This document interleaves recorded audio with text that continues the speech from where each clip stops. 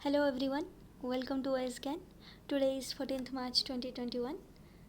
So let's get started. The theme for BRICS meeting 2021 ଏବେ ଆପଣ ଦେଖିପାରୁଥିବେ ଯେ ବ୍ରିକ୍ସ ମିଟିଂ ଆମର ହେଇଯାଇଛି 2021 ମସିହାର ବ୍ରିକ୍ସ ମିଟିଂ ହେଇଯାଇଛି ଯେଉଁଟାକୁ ଆମର ଇଣ୍ଡିଆ ହିଁ ଆମର ଚେୟାରମ୍ୟାନସିପ୍ ଅଣ୍ଡର ଇଣ୍ଡିଆସ୍ ଚେୟାରମ୍ୟାନସିପ୍ ଏ ବ୍ରିକ୍ସ ମିଟିଂ ହେଇଯାଇଛି 2021ର। ତ ତାର ଥିମ୍ କ'ଣ ହେଉଛି BRICS at 15 intra-BRICS cooperation for continuity, consolidation and consensus. BRICS at 15 intra-BRICS cooperation for continuity, consolidation and consensus. Under chairmanship of which country? India. India he chairmanship करछि। BRICS रो full form कौन? Brazil, Russia, India, China and south Africa. तो यही आमर पांचटी country को लेकिन BRICS तैयारी होइछि। तो BRICS रे 2021 मीटिंग हो इंडिया रे वर्चुअली तो है बाकी इंडिया चेयरमैनशिप अंडर रे किंतु देखंतु आग फर्स्ट चारोटी कंट्री को लेकिन Brazil, Russia, India, China, South Africa लेट रे आड है 2010 मसीह रे। आउ ब्रिक्स रो हेडक्वार्टर कोटी सांघाई चाइना रे। ठीक अच्छे, जदि किसी डाउट रोची कमेंट सेक्शन में जनातु।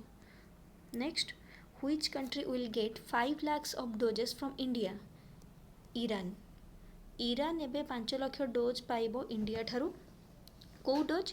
आमर कोविड-19 वैक्सीन जोटा कि आमर कोवैक्सीन एबे इंडिया ताकू दबो। कोवैक्सीन कौन? गोटे Indian Covid vaccine produce by Hyderabad based Bharat biotech. माने मोर भारत बायोटेक होची गोटे वैक्सीन प्रोड्यूसिंग कंपनी। तार हेडक्वार्टर कोठी? हैदराबाद। तो भारत बायोटेक कोवैक्सीन तैयारी करुची। तो एबे ता थ्रू रे हमर इंडिया ईरान को दबो 5 लाख डोजेस। तो यहाँ गोटे बहुत ही भल माने मुव कही परिबा आमे काना इंडिया ईरान रिलेशन खराब होतुला जेतेबेले हमर पूर्व प्रेसिडेंट थिले डोनाल्ड ट्रम्प।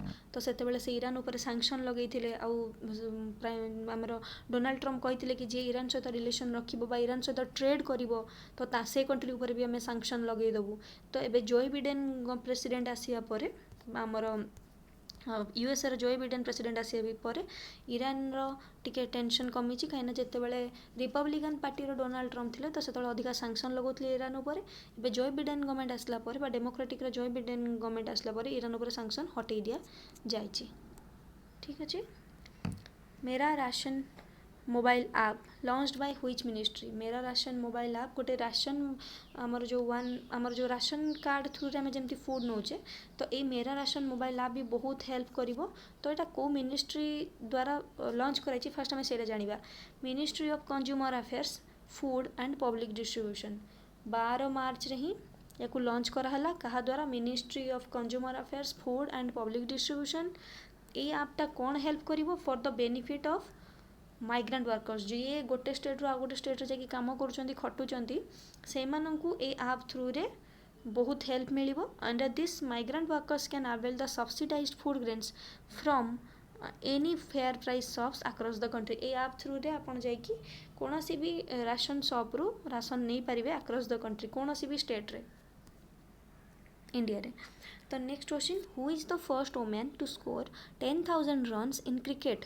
तो किए प्रथम महिला इंडिया जी 10,000 रन कर कौन? मिताली राज। मन रखिए बहुत ही important. Mithali Raj first women to score 10,000 runs in cricket. Next, Aqua Connect partners with which public sector bank? Aqua Connect गोटे इंस्टीट्यूट जी को बैंक सहित माने मेमोरांडम ऑफ अंडरस्टैंडिंग साइन होती से बैंक ऑफ बरोदा।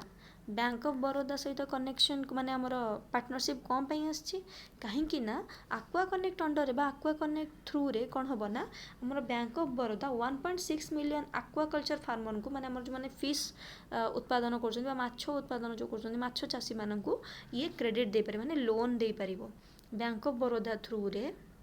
माने बैंक ऑफ बरोदा आमर आक्वा कनेक्ट थ्रू रे फार्मर्स मानू लोन दबो।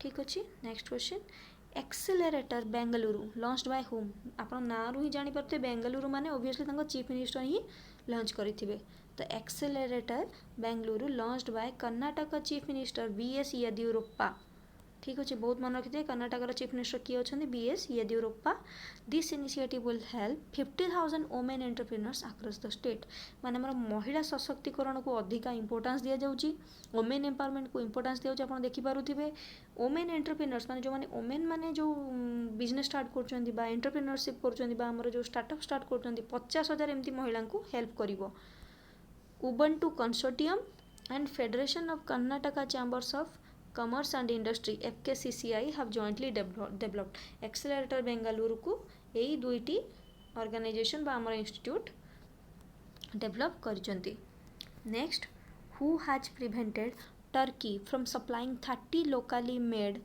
अटैक हेलिकॉप्टर्स टू पाकिस्तान 2018 मसीहारे आमर पाकिस्तान आउ टर्की भितर गोटे माने हमर मेमोरेंडम साइन होइथिला MOU memorandum of understanding between Pakistan and Turkey तो ता थ्रू से कौन करिबो ना 1.5 बिलियन रो डील होइथिला तो 1.5 बिलियन रो डील होइची माने तो टर्की तो पुनी दबो ना नहीं किछि पाकिस्तान को तो पाकिस्तान माने ट्रेड होबा पई 1.5 बिलियन रो ट्रेड पई से माने डील करथिले तो ता थ्रू रे कौन करथला ना टर्की दबा को जाउतला 30 T locally made attack helicopters कहा को पाकिस्तान को जोटा कि यूएसए बैन कर माने यूएसए मना कलाठू बा यूएसए प्रिवेंट करछि टर्की को from supplying 30 locally made attack helicopters to Pakistan तो ये अटैक जे जो लोकली मेड हेलिकॉप्टर माने अटैक हेलिकॉप्टर्स ना कौन attack 12 ATAK-12 is a twin engine tandem seat multi role all weather attack helicopter कौन सी भी वेदर से काम करि परिबो अटैक करि परिबो